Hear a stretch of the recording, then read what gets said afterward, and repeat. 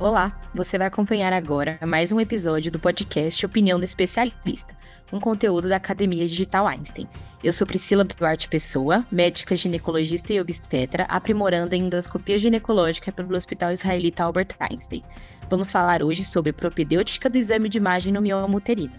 E para isso, convidamos o Dr. Leandro Accardo, médico radiologista no Hospital Israelita Albert Einstein.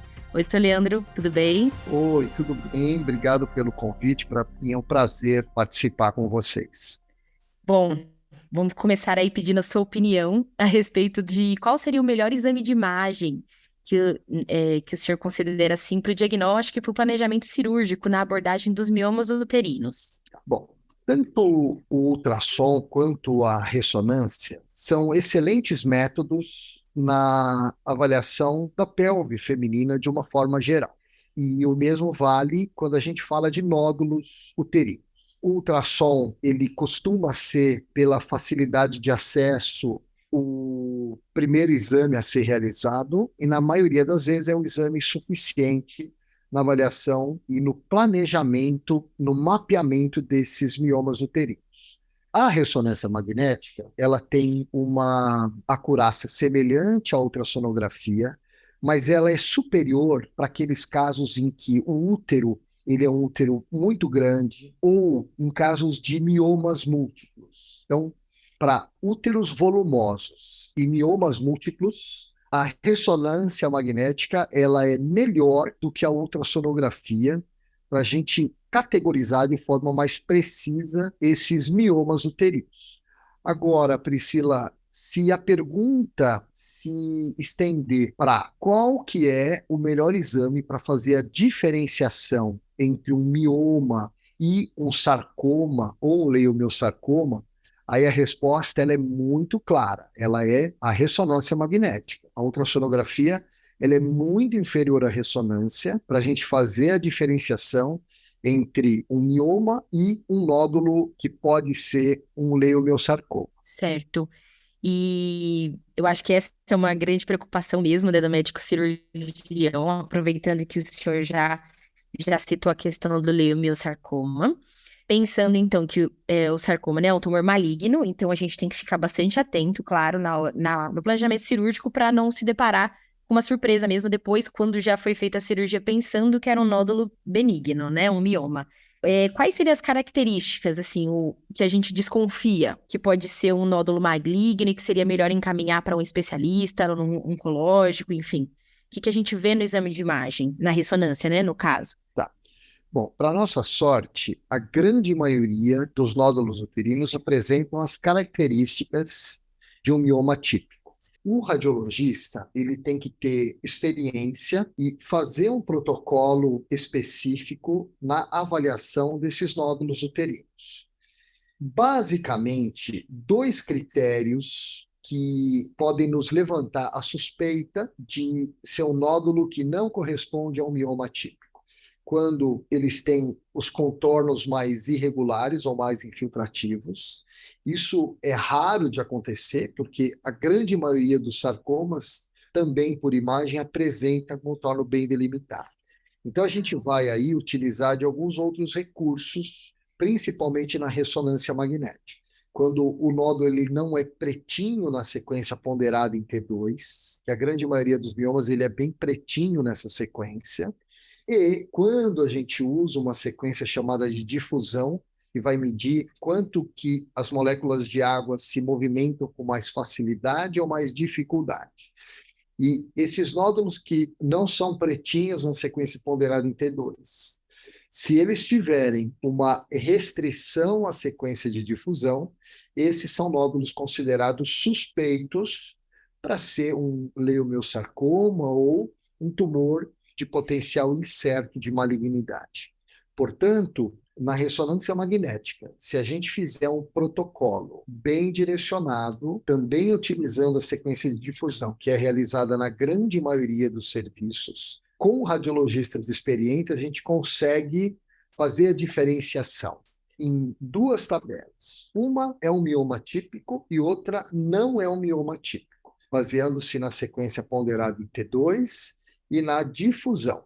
E aí, esses casos que não são miomas típicos são casos em que a paciente deve ser encaminhada para um centro de referência e fazer uma abordagem junto com o oncoginecologista. Certo. E aí no laudo, então, doutor Leandro, vem como um mioma atípico. É o que a Não, gente, assim, o não, médico que. Não. não, porque, olha só, é uma questão Hum, até de coerência. Se você coloca certo. como um mioma atípico, você está dizendo que ele é um mioma. Mioma. Tá. Existe um grupo específico, um subtipo histológico específico de mioma, que é o mioma atípico.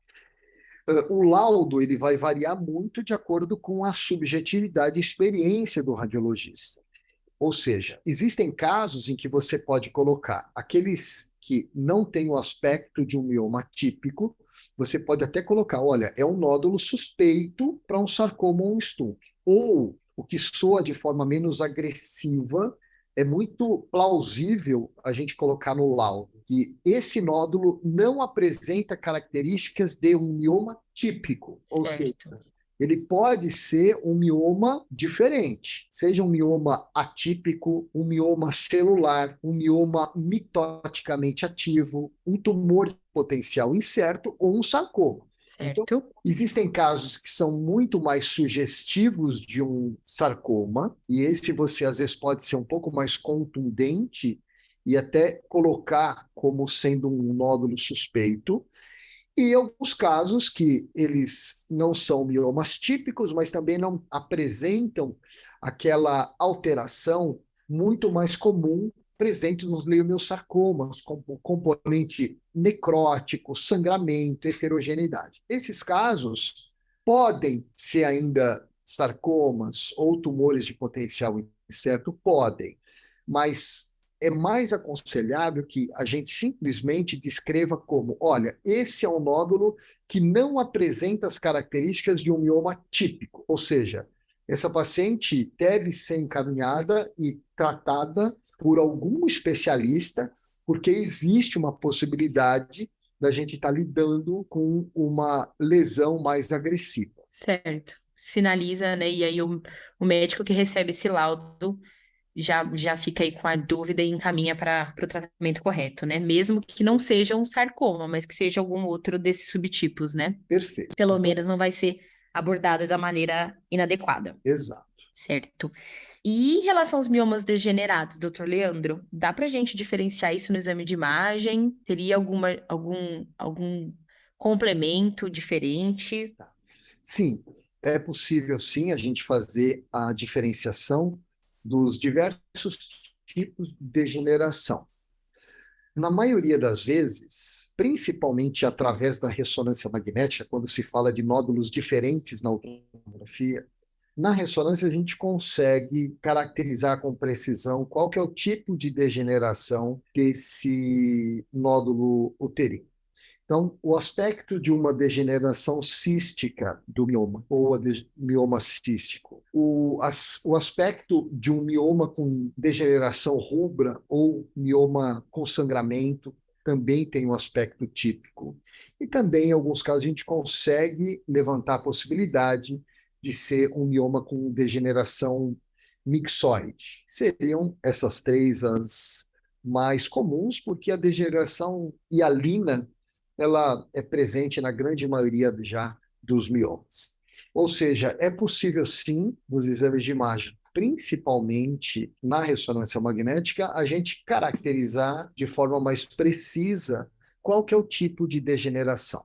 Porque Certo. elas costumam ser diferentes daquelas formas de nódulos uterinos que têm as características de um tumor de potencial incerto ou de um sarcoma. Porém, algumas degenerações, dependendo do tamanho da lesão e da heterogeneidade da lesão, elas se confundem com esses tumores de potencial incerto ou esses sarcomas. Sim. Então, o que nós fazemos nesses casos Priscila, quando é certo que é uma degeneração cística ou degeneração rubra, tranquilo, coloca, olha, tal nódulo apresenta características de degeneração rubra e ponto final.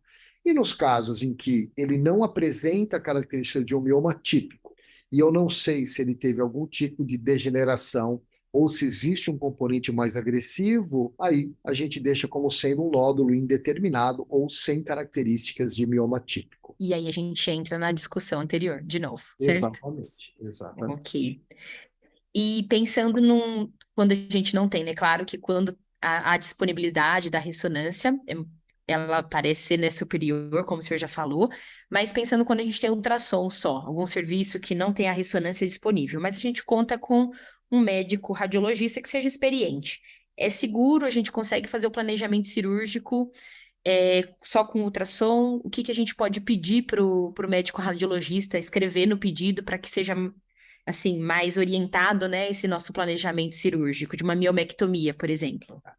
Essa pergunta, ela é uma pergunta bem perigosa, porque Uhum. nós sabemos, pensando em termo populacional, o quanto que às vezes é difícil acesso à ressonância magnética, principalmente em serviços públicos.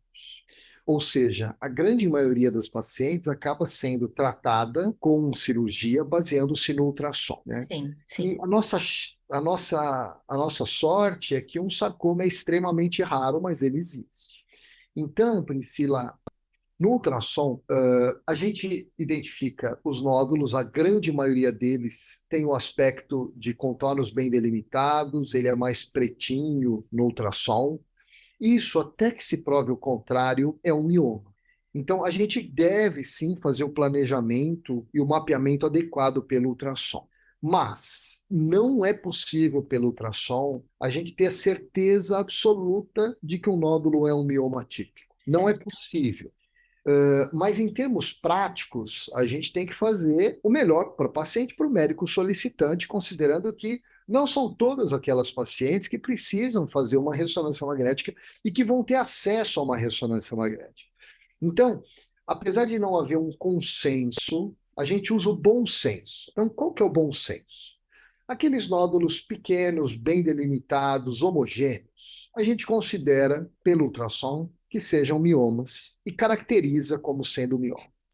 Agora, pacientes que já estão na menopausa ou pacientes que têm nódulos de crescimento rápido ou nódulos heterogêneos, esses casos eu aconselho a fazer uma ressonância magnética antes de uma abordagem cirúrgica. Então, sendo bem prático na tomada de decisões, apesar de não haver um consenso. Se a gente está lidando com pacientes na menacre que tenham nódulos pequenos, pequenos eu digo até 3, 4 centímetros, que sejam bem delimitados, homogêneos, a gente tem que considerar para evitar gastos desnecessários e problemas de acesso que sejam miomas e a paciente tem que ser tratada como sendo miomas. Agora, se a paciente tiver na menopausa com nódulos heterogêneos ou nódulos de crescimento rápido, esses casos já são mais arriscados você partir para uma cirurgia apenas com a ultrassonografia, considerando que aumenta-se o risco de que não sejam simplesmente miomas. E aí essas pacientes se beneficiam de uma ressonância magnética, considerando que a gente já está lidando com um número muito pequeno de pacientes que necessitariam fazer uma ressonância magnética nesses casos. Certo. E aí entra, né, a conexão, né, da clínica, exame de imagem, e conversar direitinho com o radiologista, né, que a gente às vezes fica distante, né, o médico que atende do médico que faz o exame, né? Então é importante esse contato sempre, né, doutor Leandro? Perfeito. Esse contato ele é imprescindível. O radiologista ele não pode ser mais aquele médico que fica isolado numa sala de laudos ou numa sala de ultrassom. O radiologista ele tem que estar sempre interagindo com o médico solicitante, seja o clínico, o ginecologista e o cirurgião geral. A gente tem que interagir muito para saber o que vocês precisam de informação para aquele determinado caso. E também para a gente ter o retorno da cirurgia. E essa Sim, é a melhor forma de aprendizado. Quando você tem o retorno da cirurgia, quando você checa e tem mais proximidade também com o patologista e discute de forma multidisciplinar cada caso. perfeito, ótimo. O senhor tem mais alguma dica, alguma orientação que queira deixar aqui para o pessoal? Eu acho que a orientação, a sugestão, ela está linkada a isso que eu comentei no final, que foi a sua observação. A Sim. gente precisa trabalhar em equipe, porque quando junta o clínico, o ginecologista, o radiologista e o patologista, a gente consegue definir de forma muito precisa toda a cadeia, desde a clínica até o resultado final. E isso vale, quando a gente tem esse retorno, a gente vai alimentando cada vez mais o nosso software, principalmente o radiologista, e adquirindo mais experiência para que, das próximas vezes, a gente saiba como interpretar de forma mais correta, a gente já sabe o que que o cirurgião espera do nosso relatório, e dessa forma você pode fazer um relatório, às vezes até mais simplista e muito estruturado e objetivo, facilitando o tratamento dessas pacientes. Perfeito, doutor. Só traz benefício para paciente, né? Para Ex- aprendizado, para equipe e benefício para paciente, né? Exato. Tá ótimo, doutor. Acho que é isso. Muito obrigada pela participação. A discussão foi muito rica. Esperamos que vocês tenham gostado do episódio. Para conhecer mais conteúdos da Academia Digital Einstein, acesse academiadigital.einstein.br.